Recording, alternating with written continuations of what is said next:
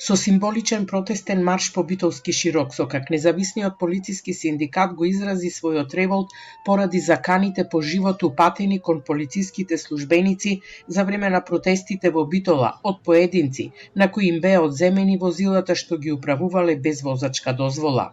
Од независниот полициски синдикат побараа притвор за сторителите и апелираа до институциите да не применуваат селективна правда, туку законите да важат еднакво за сите.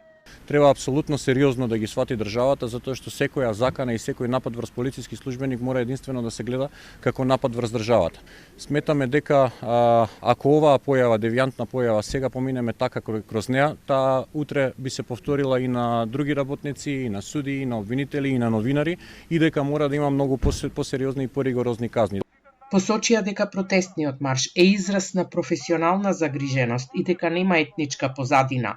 Побараа и измени на законот за прекршоци против јавниот ред и мир и враќање на поранешната глоба од 1000 евра за омаловажување на службени лица, наместо сегашните 50, односно 150 евра. Ваквите навреди и ваквите закани не смеат да се толерират никако.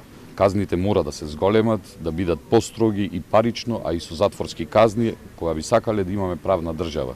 И не смееме за никој да има различни аршини, да биде за едни инаку, за други инаку. Сите граѓани мора да се еднакви пред законот.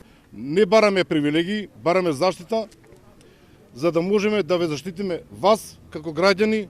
На протестите во Битола што се одржаа на 3 и 4 февруари, поединци се заканија дека ќе тепаат и убиваат полицајци доколку продолжи одземањето на возилата управувани без возачка дозвола.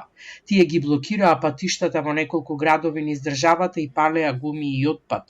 По изјавата на премиерот Христијан Мицкоски дека побарал од МВР, жесток одговор за заканите и нарушувањето на јавниот ред и мир, протестите престанаа. Независниот полициски синдикат поднесе кривични пријави за заканите кон полициските службеници, пошто двајца од демонстрантите, Рафет и Феим Мемишовски од Битола, јавно се извинија преку видеопораки објавени на социјалните мрежи.